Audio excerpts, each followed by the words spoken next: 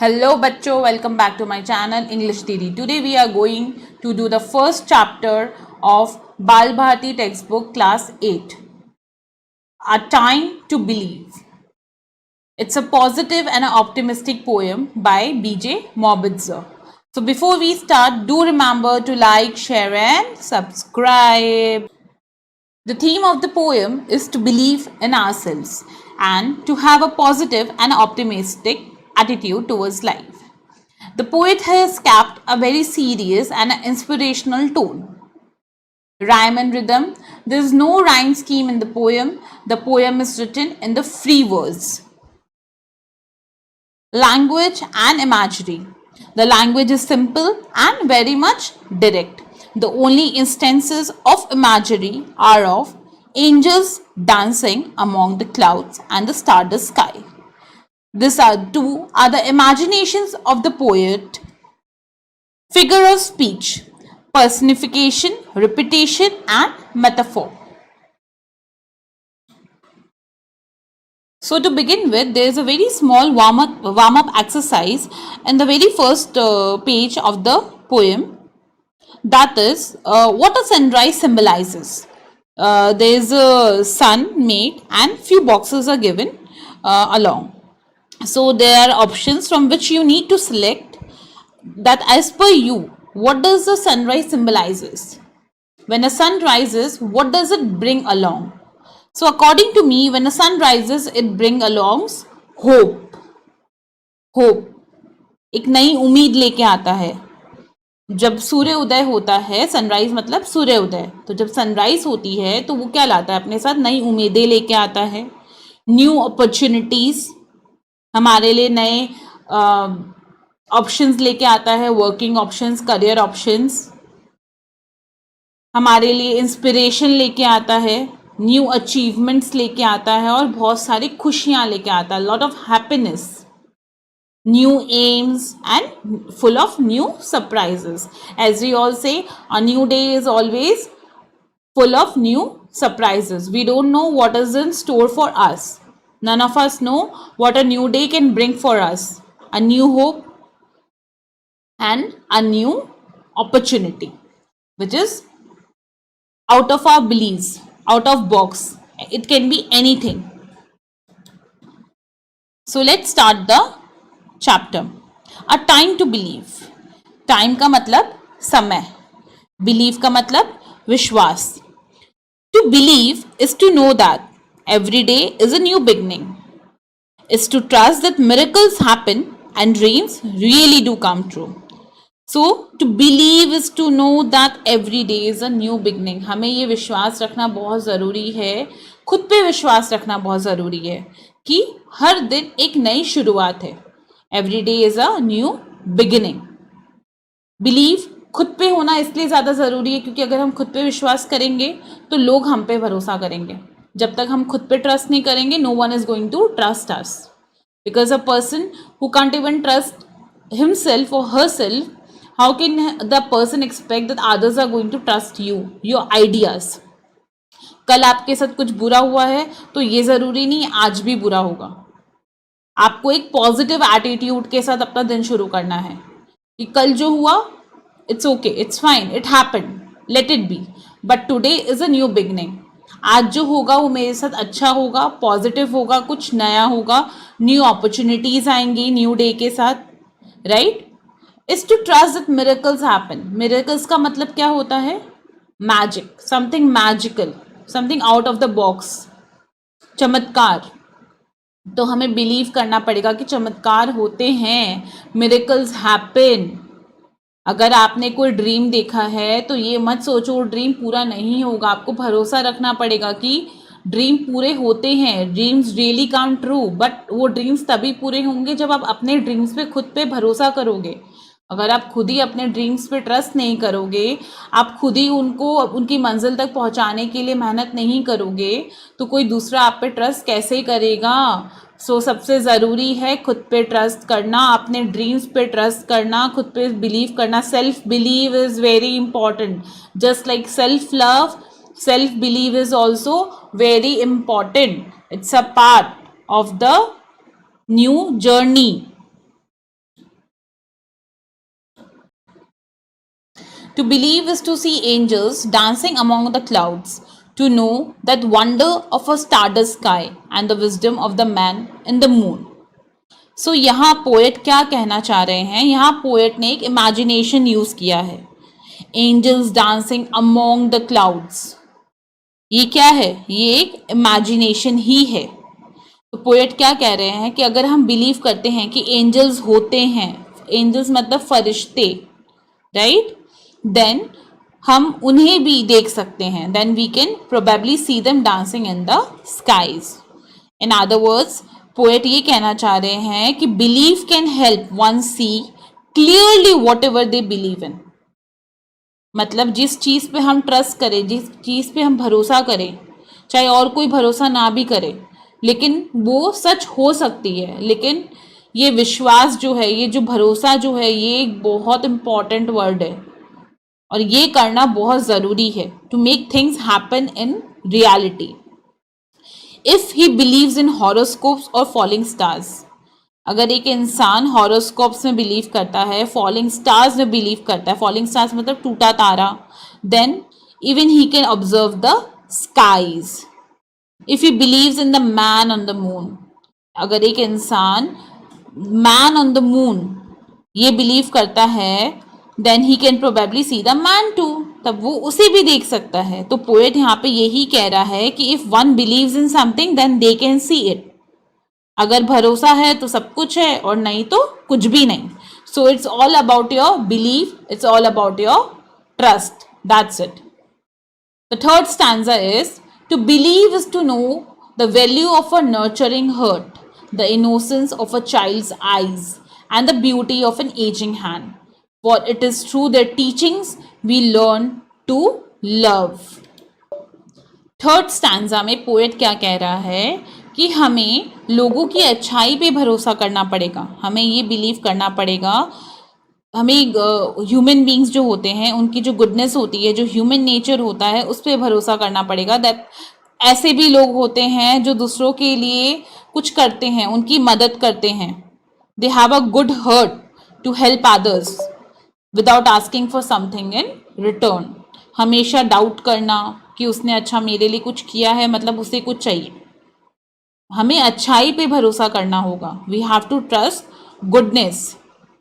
Similarly एक जो बच्चा होता है, एक छोटा बच्चा होता है, उसकी आंखों में हमें क्या दिखता है? We can see a lot of innocence, we can see a lot of hope in the eyes. एक बढ़ते बच्चे के आंखों में क्या होता है? सपने होते हैं, कुछ बनने की आशा होती है, बिलीव्स होते हैं, एक्सपेक्टेशंस होते हैं, राइट. और इसके कॉन्ट्रास्ट में जो ओल्ड पीपल होते हैं, जो बूढ़े लोग होते हैं, वो हमें क्या देते हैं? उनसे हमें कितना कुछ मिलता है, उनसे हमें कितना कुछ सीखने को मिलता है. We have the advantage of the experience. हमारे घर में जो बड़े होते हैं वो हमें क्या दे सकते हैं? अपना एक्सपीरियंस, जो उन्होंने इतने सालों तक स्ट्रगल करके मेहनत से कमाया है, जो हमारे पास नहीं है. और उनके पास इतना कुछ है अपनी यंग जनरेशन को सिखाने के लिए, जो उन्होंने लाइफ से सीखा है, उनकी टीचिंग्स, उनके experiences. So they are very valuable. To believe is to find the strength and courage that lies within us when it is time to pick up the pieces and begin again. Fourth stanza में poet क्या कह रहे हैं कि हमें खुद पे believe करना चाहिए. One must believe in himself to find the strength and courage within. जो हमारे अंदर है, हमारे अंदर जो हमारी हिम्मत है, हमारा जो करेज है, वो सब हमारे अंदर ही है, लेकिन हमें उसे ढूंढना है ताकि हम फिर से शुरू कर सके, फिर से एक नई शुरुआत कर सके. जब हमें लगता है, एक पॉइंट ऐसा आता है हमारी लाइफ में जब हमें लगता है नहीं, सब कुछ खत्म हो चुका है, this is the end, there is nothing left, हम गिव अप कर देते हैं. लेकिन तब हम ये रियलाइज़ नहीं करते हैं कि आज तक जो किया हमने ही किया, राइट. तो ये जो स्ट्रेंथ है, ये जो करेज है, ये सब हमारे अंदर ही है और हम चाहे तो फिर से सब कुछ रीस्टार्ट कर सकते हैं, लाइफ को एक नया स्टार्ट दे सकते हैं, राइट. लाइफ को हम एक नए रास्ते पे, एक मोड़ पे ला सकते हैं. A person can think that he has failed himself but he will have to motivate himself. मतलब हमें लगेगा कि हमने खुद को फेल कर दिया है, हमने उन्हें फेल कर दिया है जिन्होंने हम पे ट्रस्ट किया था, बट हमें खुद को खुद ही मोटिवेट करना पड़ेगा। जितने भी टूटे पीसेस हैं उन सबको वापस जोड़ना होगा और एक नया स्टार्ट देना होगा खुद की लाइफ को, क्योंकि हमारे लाइफ की गाड़ी हमारे हाथ में है, किसी और के हाथ में नहीं है। We are the drivers of our own life, just remember that. So we must never give up, लेकिन हमें फाइट करते रहना चाहिए। We should have that fighting spirit within us. जब तक हम सक्सीड नहीं कर लेते, जब तक हमें सक्सेस नहीं मिल जाती, हमें रुकना नहीं है, हमें लड़ना है। Because life is all about that. We have just got one life, तो उसे वैल्यू करना बहुत ज़रूरी है। गॉड ने हमें जो लाइफ दी है उसे वैल्यू करना बहुत ज़रूरी है। हम इतने इजीली गिव अप नहीं कर सकते। प्रॉब्लम सबकी लाइफ में आती है।